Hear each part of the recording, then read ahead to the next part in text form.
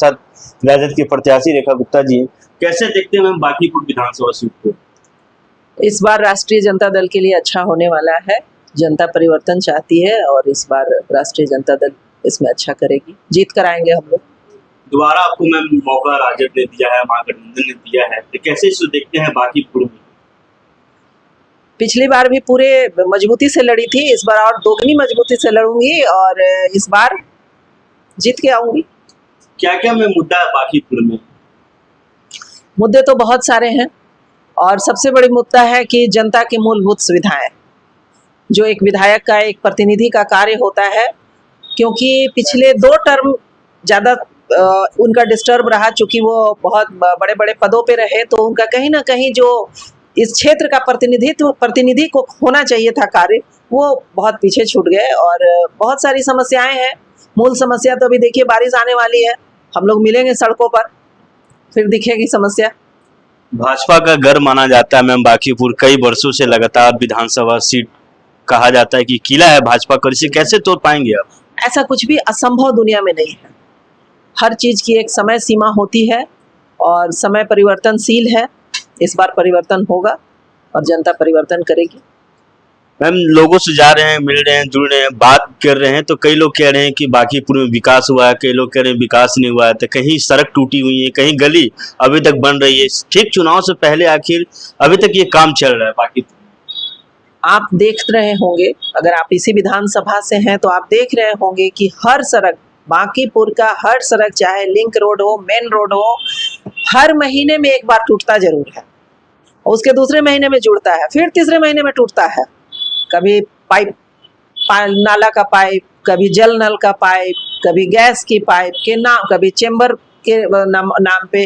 मतलब सिर्फ और सिर्फ यहाँ भ्रष्टाचार है और वो भी किसी एक खास दल के कार्यकर्ताओं को ये काम दिया जाता है।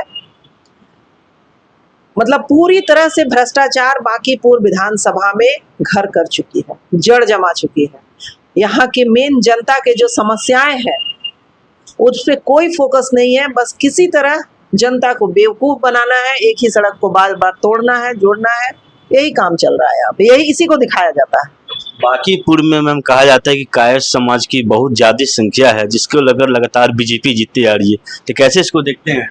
बिल्कुल नहीं, 40 वर्षों से यहाँ पे एक ही परिवार का साम्राज्य रहा है और उन्होंने इस बात का प्रोपेगेंडा पूरी तरह से बना दिया है कि कायस्थ समाज का संख्या बहुत है, जबकि यहाँ पे कायस्थ समाज 10,000 से भी नीचे की संख्या में है। ये वैश्य बहुल क्षेत्र है, यहाँ वैश्यों की आबादी सबसे ज्यादा है और इस बांकीपुर विधानसभा में अगर देखा जाए तो जिसकी संख्या है उसका प्रतिनिधित्व होना चाहिए था, पर आज तक जिस पार्टी के लिए हमारे वैश्य बंधु समर्पित रहे, आप देख रहे होंगे कि इस बार के भी चुनाव में वैश्यों को भागीदारी नहीं दी गई, उनका अधिकार नहीं दिया गया। सिर्फ कागज पे बोला जाता है कि जिसकी जितनी संख्या उसकी उतनी भागीदारी। ये कहीं उनके धरातल पे इस मुहावरे का कोई अर्थ नहीं है। लेकिन मैं राष्ट्रीय जनता दल का, तेजस्वी जी का आभार व्यक्त करती हूँ कि उसने एक वैश्य की बेटी पे, अति पिछड़ा की बेटी पे दोबारा अपना विश्वास जताया है, समर्थन दिया है। और हम वैश्यों की तो एक परंपरा रही है कि जो जितना देता है उससे ज्यादा लौटाते हैं। तो इस बार हमारा समाज, हमारा पूरा बांकीपुर मेरे साथ है और इस बार हम लोग जीत कर आएंगे। मैम सुनने में आ रहा है 15 जुलाई को राहुल गांधी भी आ रहे हैं मसल्लापुर हाट में, उनकी सभा है छात्रों को लेकर, पेपर लीक को मामलों को लेकर कैसे दिखते हैं?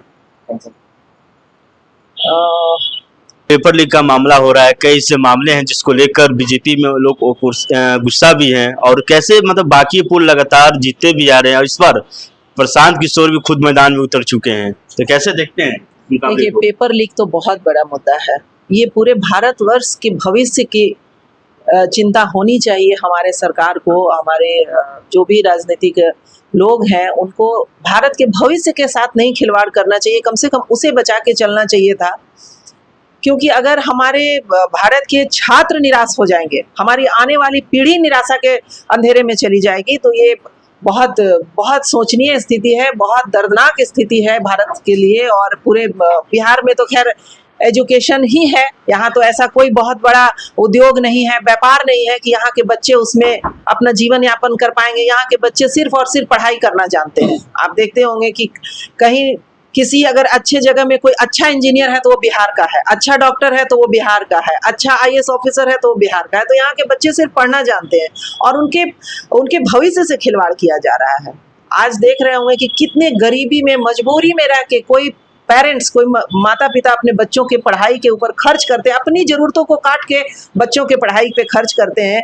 और जब बच्चों की स्थिति इतनी दर्दनाक हो जाए कि बच्चे सुसाइड करने लगे तो बहुत ही शोचनीय स्थिति है। इस पे सरकार को बिल्कुल ध्यान देना चाहिए। और अगर मुझे मौका मिलता है तो मैं इन बातों को जनता की आवाज बनकर विधानसभा में पहुंचाने का काम करूंगी, चाहे वो सूखे नशे की बात हो, महिला सुरक्षा की बात हो, महिला स्वास्थ्य की बात हो, बच्चों के ये जो पेपर लीक हो रहे हैं इसका मुद्दा हो। मैं हर मुद्दे को विधानसभा में जनता की आवाज बनकर उठाने का काम करूंगी। तब ये 3 जुलाई को फैसला होने वाला है, बाकी पूर्व चुनाव का रिजल्ट आएगा और क्या फैसला लिया जाएगा, ये तमाम चीजों के साथ देखते रहे लवल टीवी। धन्यवाद।